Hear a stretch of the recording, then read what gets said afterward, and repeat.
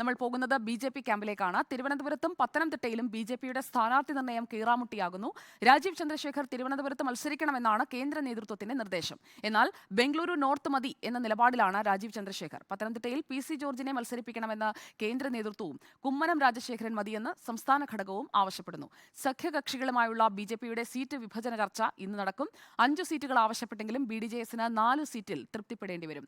VS. Ranjith നൽകും കൂടുതൽ വിവരങ്ങൾ. വി.എസ്. രഞ്ജിത്ത്, സസ്പെൻസ് വീണ്ടും മാറി മറിഞ്ഞു വരുന്ന പേരുകളിൽ ഊന്നി നിൽക്കുന്ന തിരുവനന്തപുരത്ത് തന്നെ കേന്ദ്രീകരിക്കുകയാണ്. പത്തനംതിട്ടയിൽ പി.സി. ജോർജ് അല്ലെങ്കിൽ കുമ്മനം എന്ന് പറയാമെങ്കിലും രാജീവ് ചന്ദ്രശേഖർ ഉണ്ടാകില്ല എന്ന സൂചനകൾ വരികയാണോ ബി.ജെ.പി ക്യാമ്പിൽ നിന്ന്? അങ്ങനെയാണെങ്കിൽ ആരായിരിക്കും തിരുവനന്തപുരത്ത്? ഒരു ഘട്ടത്തിൽ രാജീവ് ചന്ദ്രശേഖറിന്റെ പേര് ഉറപ്പിച്ചിരുന്നു ബി.ജെ.പി കേരള ഘടകവും ബി.ജെ.പിയുടെ തിരുവനന്തപുരത്തെ നേതാക്കന്മാരും ഒക്കെ. പക്ഷേ ഈ ആറ്റുകാൽ പൊങ്കാലയുടെ സമയത്തോ നരേന്ദ്രമോദി തിരുവനന്തപുരത്ത് വന്ന സമയത്തോ വേദിയിലൊന്നും തന്നെ രാജീവ് ചന്ദ്രശേഖരനെ കാണാതായതോടുകൂടി വീണ്ടും ആ ചർച്ച മറ്റു രീതിയിലേക്ക് പോവുകയാണ്. രാജീവ് ചന്ദ്രശേഖറുമായി അടുത്ത വൃത്തങ്ങളുമായി ബന്ധപ്പെടുന്ന സമയത്ത് അദ്ദേഹത്തിന് ഏറ്റവും താല്പര്യം ബംഗളൂരു നോർത്ത് മണ്ഡലത്തിൽ നിന്ന് മത്സരിക്കാനാണെന്നും അവിടെ കർണാടക ബി.ജെ.പി ഘടകം അദ്ദേഹത്തിന് സീറ്റ് നൽകാമെന്ന് ഉറപ്പ് നൽകിയിട്ടുണ്ട് എന്നുമാണ് നമുക്ക് മനസ്സിലാക്കാൻ സാധിക്കുന്നത്. അപ്പോൾ സ്വാഭാവികമായിട്ടും അദ്ദേഹത്തിന് ഏറ്റവും സുരക്ഷിതമായ കർണാടകയിലെ നോർത്ത് നിയോജക മണ്ഡലത്തിൽ നിന്ന്, എനിക്ക് തോന്നുന്നു സദാനന്ദ ഗൗഡയൊക്കെ മത്സരിച്ച് ലക്ഷങ്ങളുടെ വോട്ടിന് ജയിച്ചിട്ടുള്ള മണ്ഡലമാണ് ഈ പറയുന്ന നോർത്ത് മണ്ഡലം. അപ്പോൾ അവിടെ വളരെ സുരക്ഷിതമാണ്.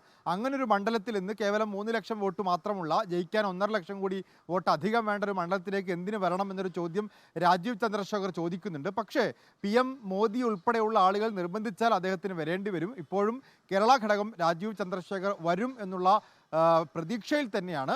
പക്ഷേ ബദൽ പേരുകൾ കൂടി തിരുവനന്തപുരത്ത് ചർച്ചയാവുന്നുണ്ട്. പ്രത്യേകിച്ച് സീരിയൽ സിനിമാ താരമായിട്ടുള്ള കൃഷ്ണകുമാറിൻ്റെ പേര് ചർച്ചയാവുന്നുണ്ട്.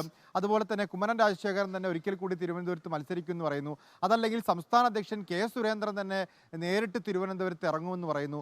അല്ലെങ്കിൽ ഒരു സമവായ സ്ഥാനാർത്ഥി എന്ന രീതിയിൽ ഇപ്പോൾ ഗവർണർ അയക്കുന്ന PS ശ്രീധരൻപിള്ള വരുമെന്ന് പറയുന്നു. ഇങ്ങനെ രാജീവ് ചന്ദ്രശേഖർ അല്ലെങ്കിൽ ആര് എന്ന ചർച്ചയാണ് തിരുവനന്തപുരത്ത് ഇപ്പോൾ നടന്നുകൊണ്ടിരിക്കുന്നത്. പക്ഷേ ഒരു 50 ചാൻസ് രാജീവ് ചന്ദ്രശേഖർ വരും എന്നുള്ളതാണ്.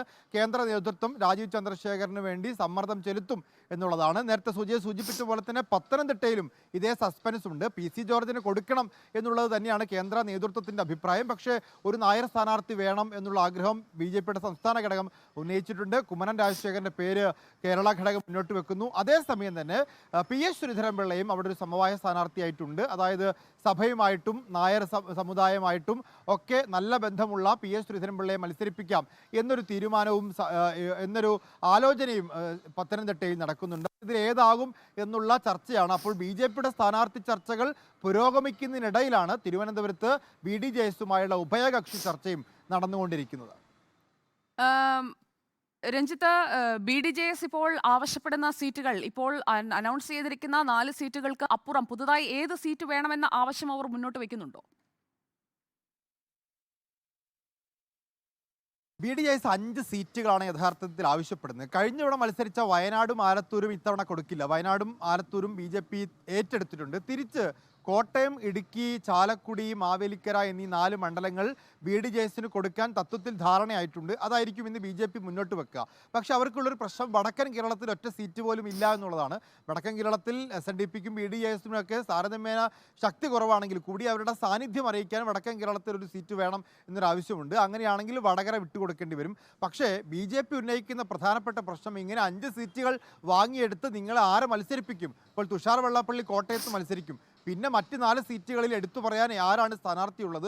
അങ്ങനെ കോമ്പറ്റീറ്റീവ് ആയിട്ടുള്ള അല്ലെങ്കിൽ വളരെ മത്സരത്തിന് ഉതകുന്ന തരത്തിലൊരു സ്ഥാനാർത്ഥിയെ നിങ്ങൾക്ക് അവതരിപ്പിക്കാനില്ല എന്നുള്ള ഒരു പരാതി ബി.ജെ.പിയുടെ ഭാഗത്തുനിന്നുണ്ടാകും. പക്ഷേ ഘടകകക്ഷി എന്ന രീതിയിൽ ബി.ഡി.എസ് ആരെ അവതരിപ്പിച്ചാലും അവരെ ഏറ്റെടുക്കേണ്ട ചുമതലയും ബി.ജെ.പിക്കുണ്ട്, NDAക്കുണ്ട് എന്നുള്ളതാണ്. മറ്റ് ഘടകകക്ഷികളും സീറ്റുകൾ ആവശ്യപ്പെടുന്നുണ്ട്. ഇപ്പോൾ CK ജാനു ഒക്കെ വയനാട്ടിൽ മത്സരിക്കണം എന്നൊരു ആവശ്യം കൂടിയുണ്ട്. ഒരുപക്ഷെ ബി.ജെ.പിയുടെ ചിഹ്നത്തിൽ CK ജാനു മത്സരിച്ചാലും അതിശയിക്കാനില്ല. അങ്ങനെ ഒരു ചർച്ചയും ബി.ജെ.പിയിൽ നടക്കുന്നുണ്ട്.